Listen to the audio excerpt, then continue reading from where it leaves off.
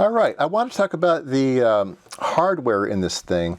I talked about having the LEDs up here. So you have 8 LEDs that you can just connect to one of those, and I'll hook it up to 5 volts. If it's a high, it'll light up, and if it's a low, it won't light up, okay? But it also has a built-in logic level, logic state. And so now I can put it on a high, and it lights up the red light and also gives us a tone. If I hook it to ground, it's lighting up the green light and having a lower tone. So it's got a logic analyzer built in, which is pretty cool. But the sound will drive you nuts. But they knew it would drive people nuts, especially in a classroom. So there is a logic probe disable or sound disable, audio disable. Yeah. So if you ground that pin, all right, if you ground that pin, there's a ground here. Can you see that? Maybe it's too small. I should zoom down. Sorry. I should have zoomed down.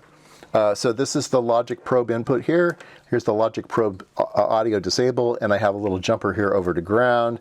And so now if I do the plus and minuses, it acts as a silent logic probe, which is, oops, can't see that either. I'm not doing well today. So here's red is plus, or a 1, and green is a 0. So 1, 0, 1, 0. It also has, strangely enough, a 1 hertz signal right here. So we can watch that 1 hertz signal pop up and down. So it's remember the 6811 has some timers built in. So part of the system, they programmed some of the timers. They programmed one timer for 1 hertz, and they programmed another timer for 60 hertz. So this one right here is 60 hertz. And you can see that both the high and the low are enabled, which means we see toggling. Whenever you see these two things going, that means toggling. Like if we put it on one of the data lines, it's toggling because the thing's running a program, right? Or one of the address lines up here. Sorry. Here's one of the address lines. Here's one of the data lines. So you can see it's toggling. So it's in. If I hit reset, then it stops toggling, right? So that's pretty cool. Here's the reset line. The reset line is high. If I hit reset, it goes low. So that's cool. So yeah, so all kinds of stuff that you can play with here. And this thing could actually come in handy if you didn't have a logic probe or oscilloscope around with you. You get to see if things are going here. These are little switches. I don't have to demo those. They're just high-low switches. There's a couple other LEDs up here. This one seems to be the reset LED, and this one just seems to be power. And the other two don't seem to be used for anything at all. I don't think the second one goes anywhere. I think the fourth one goes to the connector. On the schematic, they're labeled LED A, B, C, and D.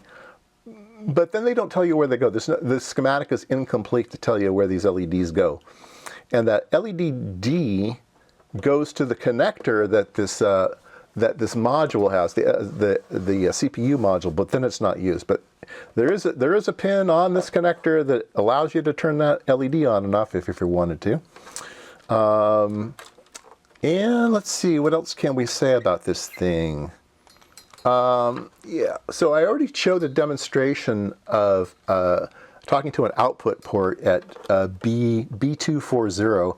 And these are the 8 lines right here. They're OP 0 through 7. So that's the output.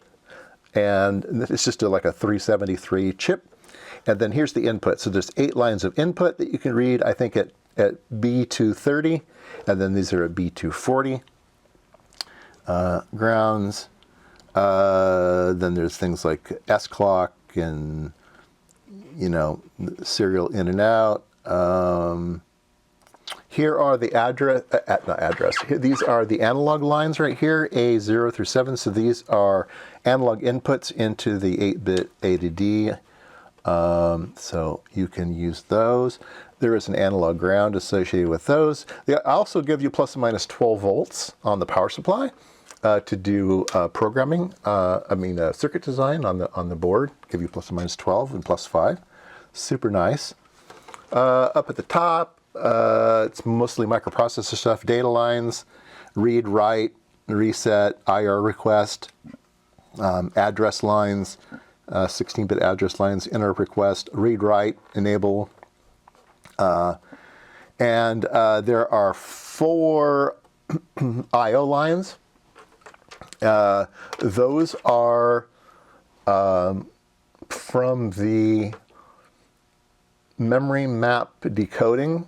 It decodes 4 different address lines, so you can use those for your circuit. You could create your own port and use one of those 4 lines to enable your port. Yeah, it was well thought out. It's pretty good, and it's super high quality. The buttons are real nice and everything. So it is a nice thing to own.